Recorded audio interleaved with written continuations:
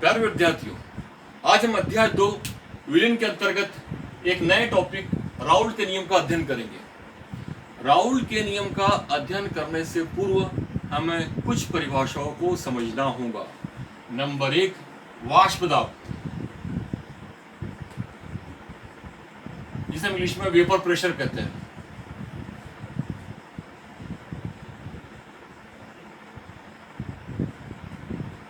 वह दाब जो वाष्प द्वारा महसूस किया जाता है जब वाष्प अवस्था द्रव अवस्था के साथ गतिक साम्य अवस्था में होती है।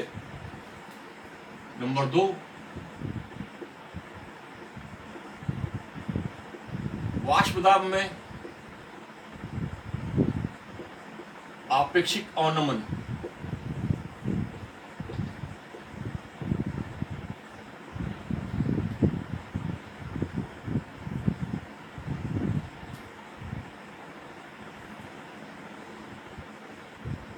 वाष्प दाब में अवनमन और शुद्ध विलायक के वाष्प दाब का अनुपात वाष्प दाब में आपेक्षिक अवनमन कहलाता है। थर्ड, वाष्प दाब में अवनमन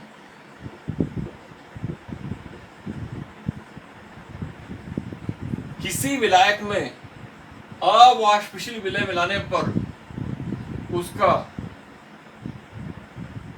वाष्प दाब कम हो जाता है, परिणाम स्वरूप क्वथनांक बढ़ जाता है। वाष्प दाब में इस कमी को हम वाष्प दाब में अवनमन कहते हैं और इसे हम P0A माइनस PA द्वारा प्रदर्शित करते हैं। सन 1880 में फ्रेंच रसायन शास्त्री राउल्ट ने एक नियम को प्रतिपादित किया, इसे हम राउल्ट का नियम कहते हैं। नियम यह कहता है किसी अवाष्पशील विलयुक्त विलीन का वाष्प दाब उसके विलय के मोल प्रभाज के समानुपाती होता है। माना कि विलीन का वाष्प दाब P है, यह समानुपाती है PA के। PA अवाष्पशील विलयुक्त विलायक का वाष्प दाब है और यह उसके मोल प्रभाज के समानुपाती होता है। अर्थात PA समानुपाती XA और PA बराबर K इंटू XA। यहाँ K एक समानुपाती स्थिरांक है। समीकरण नंबर 1 को शुद्ध विलायक के लिए लागू करने पर शुद्ध विलायक के लिए मोल प्रभाज का मान इकाई होता है और शुद्ध विलायक के वाष्प दाब को हम जो है P0A से दर्शाते हैं।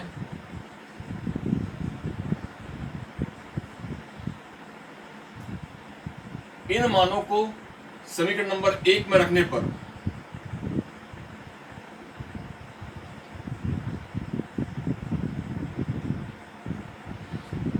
के स्थिरांक के इस मान को जब हम समीकरण नंबर 1 में रखेंगे तो हमें इस प्रकार से समीकरण प्राप्त होंगी।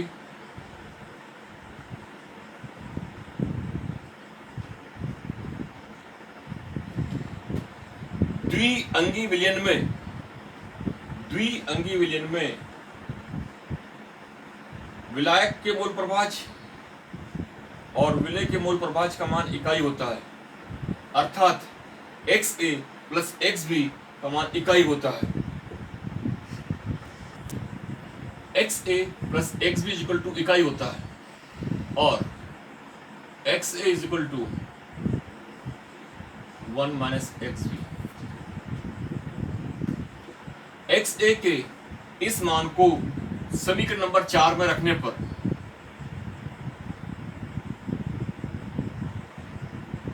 PA is equal to P0A 1 minus XB। इसको हल करने पर PA is equal to P not A minus P not A X B. पक्षांतर करने पर P not A X B is equal to P not A minus P, और X B विलय के मूल प्रभाज बराबर P not A minus P A upon P not. X B हमें पता है कि एक्स बी जो है यह विलय का मूल प्रभाज है। एक्स बी जो है यह बराबर होता है हमारे पास में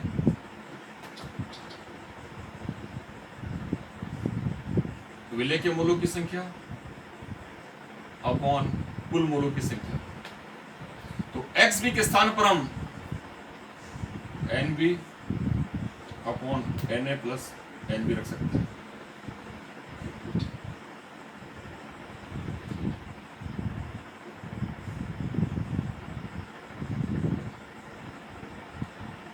एन बी विलय के मूलों की संख्या, इसे ज्ञात करने का फॉर्मूला है W B upon M B. इसी प्रकार से विलाय के मूलों की संख्या ज्ञात करने के लिए फॉर्मूला है W A upon M A, और एन बी बराबर होता है W B upon M B. इन मानों को इस जगह रखने पर W B upon M B upon W ए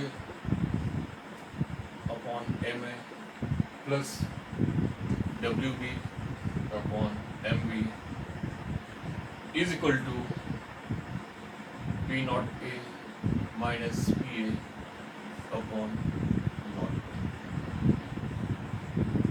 तनु विलयन के लिए W B upon M B का मान W A upon M E की तुलना में नगण्य होता है, अतः इसे हम यहां से हटा देंगे। तो समीकरण बन गया हमारे पास में W B upon M B is equal to W A upon M A is equal to P not A minus P A upon P not a.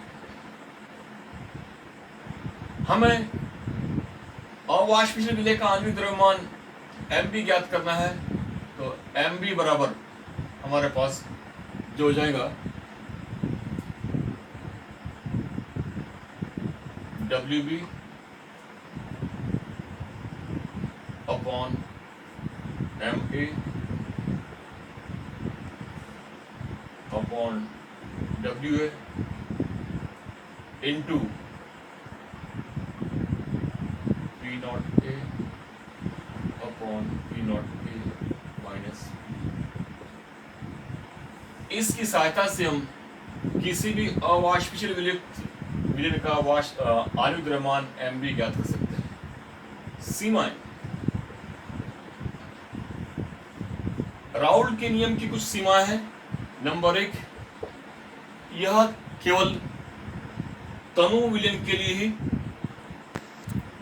यह नियम केवल तनु विलयन के लिए ही उपयोगी है। नंबर 2, यह नियम अवाष्पशील विलयुक्त विलयन के लिए उपयोगी है। और नंबर 3, यह नियम उसी विलयन के लिए उपयोगी है जिसमें विलय का संगुणन या वियोजन नहीं होता है।